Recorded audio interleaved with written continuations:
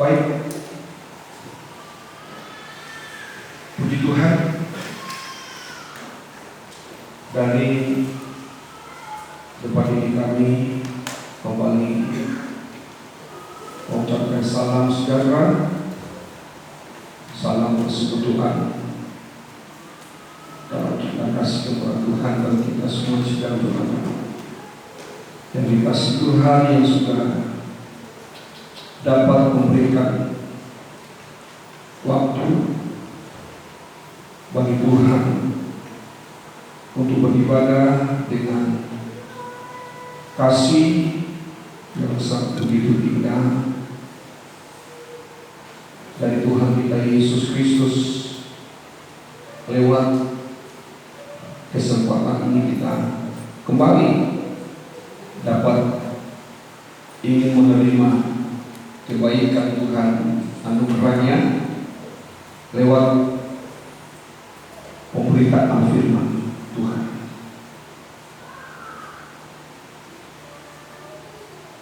Kita sudah banyak mendapatkan kesempatan untuk belajar firman Tuhan, dan kita sudah sangat begitu memahami apa maksud Tuhan dalam hidup kita sekalian, dan mengapa Tuhan selalu bisa memberikan firman itu dalam hati kita. Tentu Tuhan mau supaya setiap kehidupan kita ini kembali kepada perkawinan Tuhan itu. Sebab sasaran panggilan Tuhan dalam hidup saya dan saudara tidak ada yang lain selain ingin membawa kehidupan kita di hadapannya menjadi satu kehidupan yang tidak bercacat celah. Apapun yang kita ketahui tentang firman Allah, dan kalau kita belajar untuk mendalami firman Tuhan, tentu kita akan dapat melihat dan menemukan satu rancangan Allah, maksud Allah dalam hidup saya dan saudara, hanya untuk membawa kita masuk di dalam kehidupan yang tidak bercacat celah. Dan malam ini saya ingin mengalihkan soal masalah kehidupan yang tidak bercacat celah itu tidak membawa kita untuk dibawa satu pengalaman awal tentang iman, tetapi sasaran iman itu nantinya kita akan melihat bahwa hidup kita ini akan dibawa oleh Dia di hadapannya dengan sempurna, dengan kesucian yang sempurna atau kesucian yang sempurna. Dan saya ingin mau sampaikan kepada kita, jangan kita meragukan kesempurnaan ini.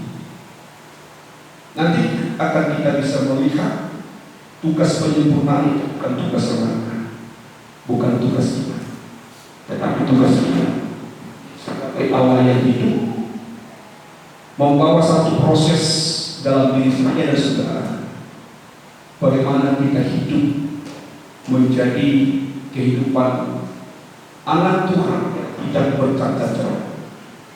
Dan kehidupan yang dikatakan ini kehidupan yang tidak bercacat celah itu tetap akan kita akan dikaitkan dengan hubungan mempelai pria sudah dengan mempelai wanita Tuhan. Maka tidak ada hubungan yang lebih indah dari hubungan itu, saudara yang dikasih Tuhan. Nanti kita akan melihat ini. Tapi saya mengambil tema dari kitab Kidung Agung, sebab kitab Kidung Agung ini merupakan satu kitab yang menggambarkan hubungan kekasih atau hubungan di dalam nikah.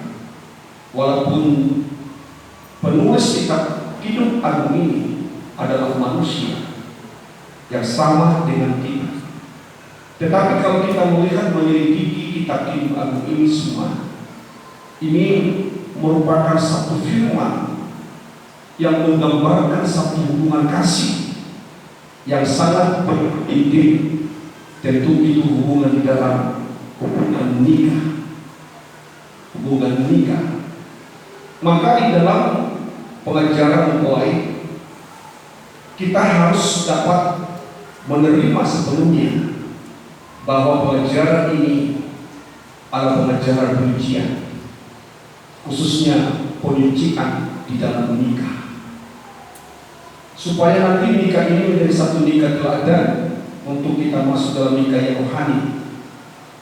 Maka di sini kita akan melihat satu pujian dari seorang mempelai ini terhadap mempelai wanita. Saya meyakinkan dan juga dalam penyelidikan, tentu itu pernyataan seorang Amsal Sulaiman atau Raja Sulaiman terhadap kekasihnya, kekasih yang betul-betul dalam hatinya selama itu. Walaupun Alkitab mencatat ada beribu bidadari ataupun istri dari Salomo, tetapi yang mengikat hatinya Salomo itu hanya satu, yaitu suami.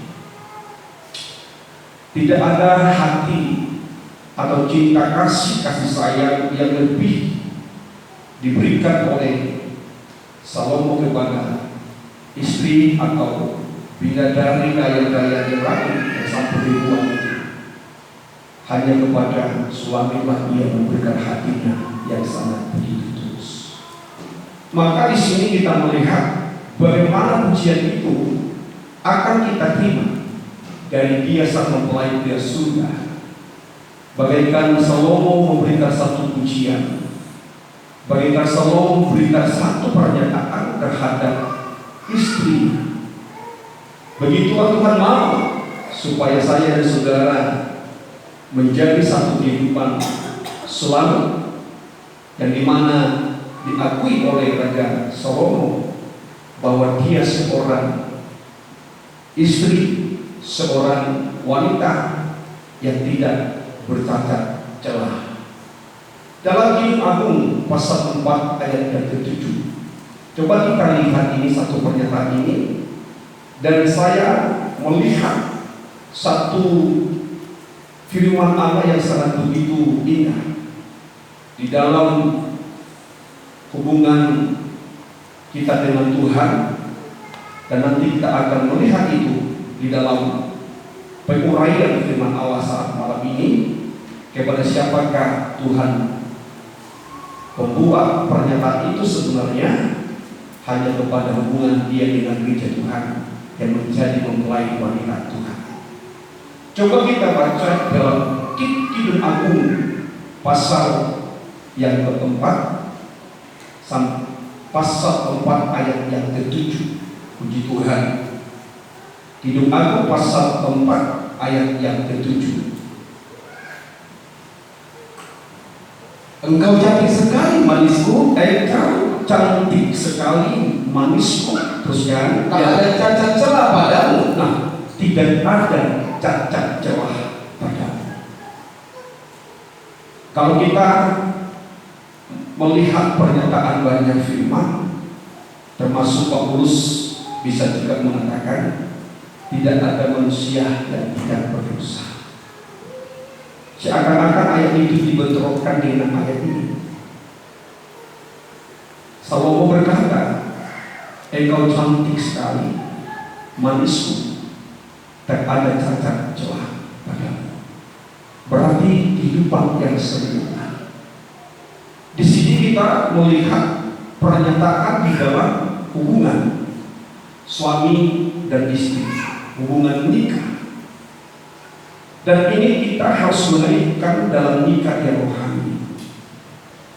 Nikah jasmani tentu tidak ada yang sempurna dalam kekudusan. Tetapi apapun pernyataan firman ini harus menjadi kenyataan realita dalam hidup gereja Tuhan. Gereja Tuhan tidak bisa mengklaim bahwa gereja itu tidak bisa sempurna. Tapi kita melihat di dalam pernyataan ini, engkau cantik sekali, manismu. Kita tidak menangkap secara lahiriah, tapi kita harus menangkap ini dalam hal yang rohani. Sebab ini firman, ini Alkitab. Kalau Salomo bisa mengakui terhadap tentu istrinya, kekasih dalam jiwanya, engkau tidak ada cacat celah bagi saya. Pernyataan ini harus sebenarnya bisa dinyatakan oleh mempelai pria surga itu pada gereja Tuhan,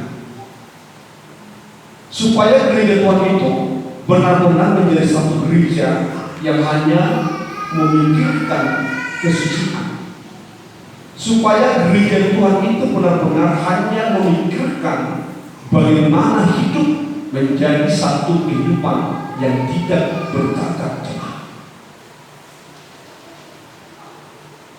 Maka saya mengatakan tadi, perkataan cacat celah itu hanya dapat ditempatkan kepada hubungan dalam mempelai, hubungan nikah yang rohani. Mengapa saya mengatakan itu, saudaraku? Sebab Tuhan atau Yesus sebagai mempelai dia surga, dia melakukan segala apa yang dia lakukan di waktu dia ada di bumi ini. Sebenarnya tujuan utamanya adalah untuk membawa gereja menjadi satu kehidupan yang tidak bercacat celah. Jadi supaya kita sedikit meninggalkan, sebagaimana penulis Ibrani mengatakan, meninggalkan dulu asas-asas yang pertama itu. Kita mau memikirkan atau melihat pada asas-asas yang akan jauh lebih yang harus kita kejar dalam kehidupan kita. Artinya ada peningkatan asas-asas pertama untuk kita masuk di dalam satu kedewasaan. Tentu itu bicara tentang penyucian itu. Maka di sini saya mengatakan, kita ada hari ini untuk apa? Saya ada hari ini untuk apa? Kalau kita tidak memikirkan hal seperti apa yang dituliskan dalam hidup aku ini, seakan-akan tujuan perjalanan gereja Tuhan tidak sampai kepada tujuan yang sesungguhnya.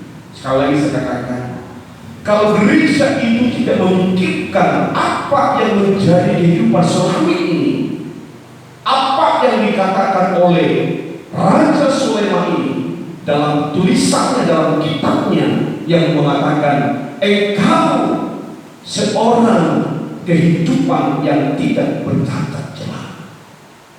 Di sini kita akan memiliki satu pemikiran, bagaimana kita hidup menjadi orang yang tidak bercacat celah itu.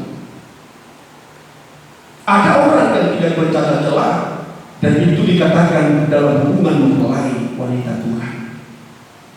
Maka pengajaran mempelai ini tidak pernah bisa terlepas dari penyucian. Supaya kita dapat nanti melihat itu, saudaraku yang dikasih Tuhan. Sekali lagi kita katakan, di saat ada pernyataan tidak bercacat celah, itu hanya ditujukan kepada hidup mempelai wanita Tuhan. Dan itulah yang menjadi rancangan Allah. Itu yang menjadi tujuan Allah dalam hidup kita, atau dalam hidup gereja Tuhan, dalam hidup sidang jemaatnya Tuhan. Supaya kita nanti melihat dalam Efesus pasal 5, dimulai dari ayat yang kedua, supaya kita dapat belajar perkataan cacat celah itu. Saya mengaitkan dalam hubungan mempelai pria surga dan juga mempelai wanitanya Tuhan. Surat Efesus pasal 5 ini kita sudah memahami adalah surat Paulus yang mengajak gereja menjadi satu gereja yang sebelahan dengan Kristus dalam hubungan nikah suami dan istri. Baik apa yang dikatakan di sana, mari kita membaca sebentar di dalam Efesus pasal yang kelima, dimulai ayat yang ke-22. Sekarang ya, Hai istri, tunduklah kepada suamimu seperti kepada Tuhan. Karena suami adalah kepala istri, sama seperti Kristus adalah kepala jemaat. Karena suami adalah kepala seorang istri, sama seperti kepada Tuhan. Ini kaitan dalam nikah sekalipun yang dikasih Tuhan. Kalau kita bicara tentang nikah orang Kristen yang sesungguhnya bukan sekedar nikah untuk mendatangkan keturunan, bukan sekedar nikah di dalam nikah hubungan rumah tangga, ada anak, ada itu, ada dan ini. Tetapi kalau kita melihat dalam pernyataan ini bahwa Allah membentuk nikah jasmani, sekali lagi saya katakan bahwa Tuhan membentuk nikah jasmani, tujuannya tetap untuk kehidupan yang sempurna. Memang ada janji Allah yang mengatakan supaya manusia itu berketurunan banyak. Dalam kitab Kejadian itu satu janji Tuhan. Tetapi kita lebih mendalami tujuan Allah dalam nikah jasmani kita ini, untuk kita bisa membawa hidup kita ini menjadi seteladan dengan Kristus di dalam kesempurnaannya, di dalam ketidak cacat celaannya. Dan memang itulah sasarannya Tuhan bagi saya dan saudara. Dan itulah memang sasaran nikah orang-orang Kristen, nikah anak Tuhan. Bukan sekedar nikah yang harus kita membawa ada keturunan kita, bukan hanya sekedar nikah kita hubungan dengan suami istri, tetapi jauh yang harus kita pikirkan dalam nikah itu, bagaimana nikah ini menjadi satu nikah yang tak bercacat celah di mata Tuhan. Yuk kita lanjutkan, perhatikan baik saudara. Kita belajar ini firman Tuhan. Terus yang karena suami adalah kepala istri, ya bos, sama seperti Kristus adalah kepala jemaat. ya, dialah yang menyelamatkan tubuh. Allah yang menyelamatkan tubuh. Kita tidak bisa melepaskan kalimat tubuh itu hanya bisa dipakai dalam hubungan nikah. Maka di sini Yesus menempatkan dirinya sebagai suami. Di sini kita melihat Yesus sedang menempatkan dirinya sebagai mempelai pria surga yang dia menyatakan dialah yang menyelamatkan tubuh. Bukan saya, bukan saudara yang memberikan itu, tapi dia beranugerah dalam keselamatan untuk saya dan saudara. Supaya apa? Kalau kita diselamatkan, ini penting sekali. Jadi jangan kita menjadi satu kehidupan yang hanya berpegang di saat kita beriman kepada Kristus, tetapi kita tidak menyadari sasaran ibadah. Di saat kita mendapatkan iman dalam keselamatan kita, tetapi kita harus memahami tujuan keselamatan itu apa. Tadi dikatakan dia adalah kepala yang menyelamatkan tubuh itu sendiri. Yesuslah kepala jemaat yang menyelamatkan tubuhnya, yang menyelamatkan gerejanya, yang menyelamatkan sidang jemaatnya, yang menyelamatkan mempelai wanita ini. Jadi tidak kalau kita bicara tentang mempelai, kita tidak bisa melepaskan di dalam proses penyucian itu di dalam hidup saya dan saudara. Dialah yang menyelamatkan tubuh. Terus ya. Karena itu sebagaimana jemaat tunduk kepada Kristus, Ya, demikian juga lah istri kepada suami dalam segala sesuatu. ya. Terus ya.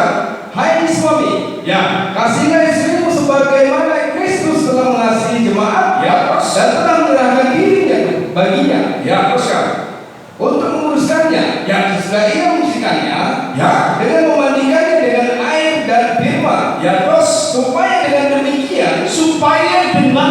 perhatikan balik kalimat ini. Supaya apa? Di saat kita mendapatkan penyelamatan dalam proses itu, proses penyucian itu, kita melihat tujuan sang mempelai pria surga itu, supaya dia dapat memberikan pujian kepada sang mempelai wanitanya, bagaikan Sulaiman memberikan pujian kepada mempelai wanitanya. Engkau manisku tidak bercacat celah di hadapanku.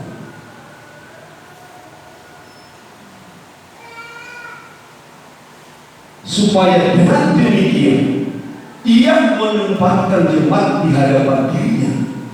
Perhatikan kalimat di hadapan dirinya. Itu bukan mempelai saudaraku yang dikasih Tuhan.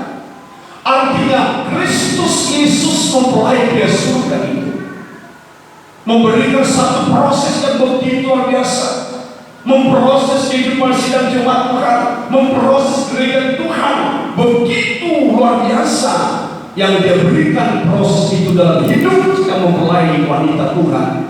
Supaya apa dikatakan di sana? Supaya aku dapat memberikan pujian. Engkau kekasihku, engkau manisku, engkau tidak cacat celah bagiku. Maka dikatakan di dalam Efesus 5 ayat 27 ini, supaya dengan demikian ia menempatkan jemaat di hadapan dirinya dengan cemerlang, tanpa cacat atau kerut atau yang serupa itu, tetapi supaya jemaat kudus dan tidak bercelah.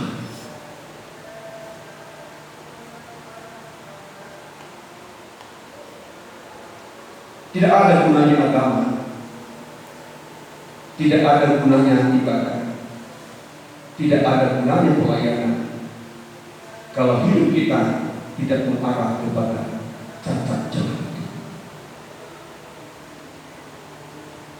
Tidak ada gunanya penyelamatan, tidak ada gunanya proses penyucian kalau gereja itu tidak bisa menjadi gereja yang tidak bercacat celah. Maka disitulah yang makanya saya katakan itu, Tuhan ingin membangun satu nikah yang rohani. Sampai nikah rohani itu dapat digambarkan dalam hidup aku.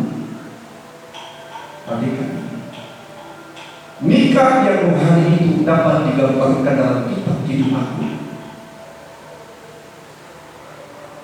yang selalu memberikan pujian. Mempelai wanita dapat memberikan pujian, mempelai pria dapat memberikan pujian kepada sang mempelai wanita. Ini merupakan satu hal yang perlu kita harus pikirkan, saudara yang dikasih Tuhan. Kita harus memberikan satu teladan itu. Maka sebenarnya siapa yang membuat? Tentu kita banyak orang mengatakan tidak boleh sempurna, tidak boleh tak bercacat ya. Kalau kita yang melakukannya, satupun manusia, siapapun manusia itu tidak bisa melakukan itu dengan diri sendiri. Tapi apa yang dikatakan Yesus di dalam surat Efesus pasal 5 yang bicara tentang nikah itu, Dialah yang menyelamatkan, Dia menyucikan.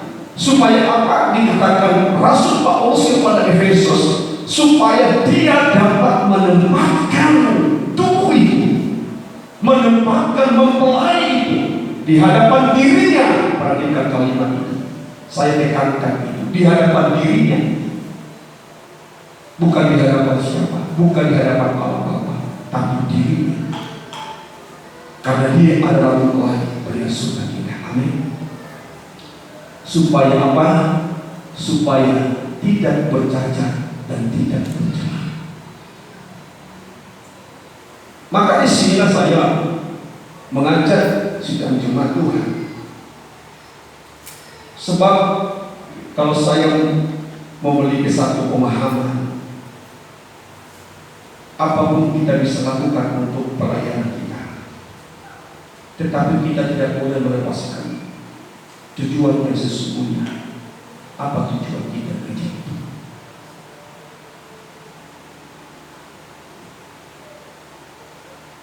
Mungkin hati kita bisa menutup, hati kita bisa berseru.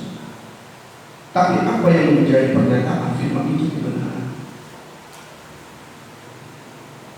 Kita tidak bisa mengambil cara yang lain, tetapi kita harus masuk dengan cara Tuhan. Memang kita harus ditempatkan menjadi satu kehidupan yang tidak bercacat celah, tidak boleh tidak. Karena apa? Dia sendiri yang melakukan itu. Nah, tadi kita sudah melihat Dia yang menyelamatkan. Dia yang menyelamatkan. Gereja itu mempelai wanita, tubuh itu. Tadi saya mengatakan tidak dari diri kita. Kita ini menjadi satu sarana. Bagaimana kita diproses untuk itu? Mungkin kita berpikir, apa harus seperti itu? Saya tidak bisa memberikan jawaban dari diri saya. Tapi firman Tuhan mengatakan memang itulah. Itulah. Untuk itulah kita melihat bagaimana caranya Tuhan membawa gereja itu menjadi kehidupan bagaikan suami. Engkau manis, engkau tidak bercacat celah di hadapanmu.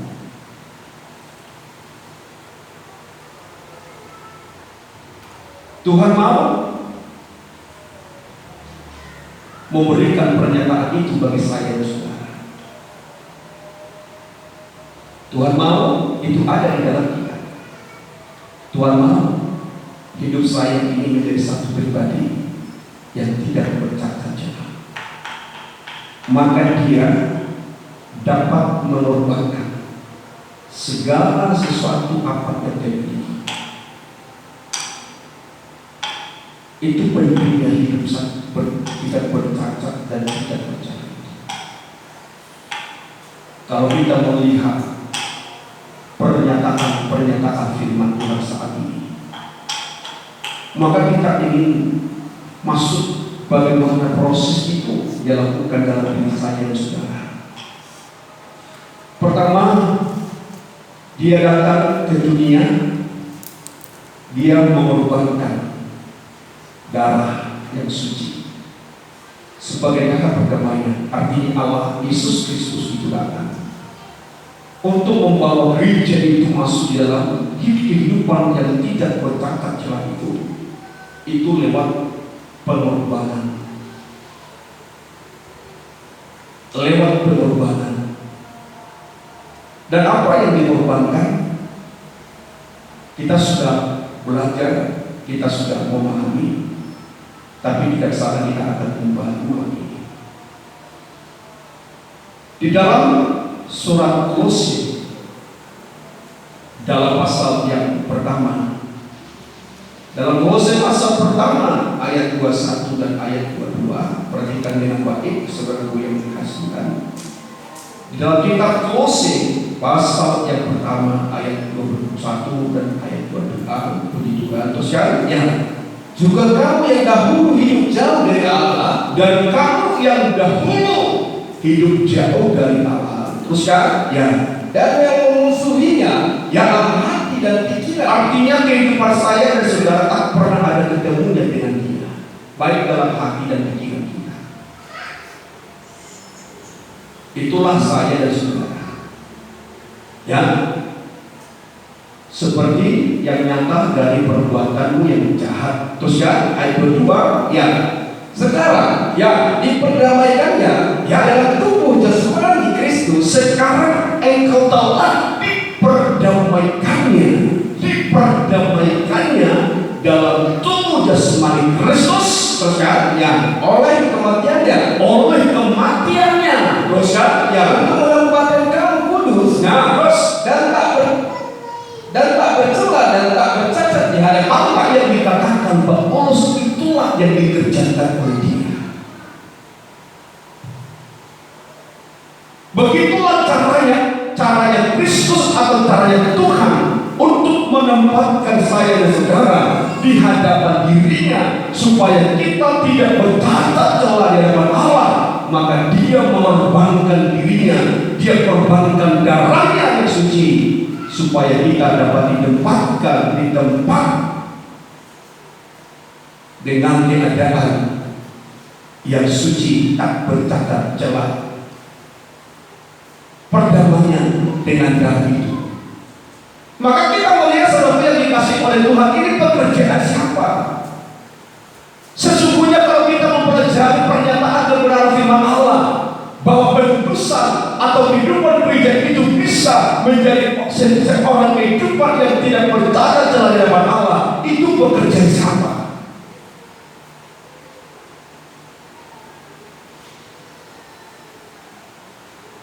Itu pekerjaan dia.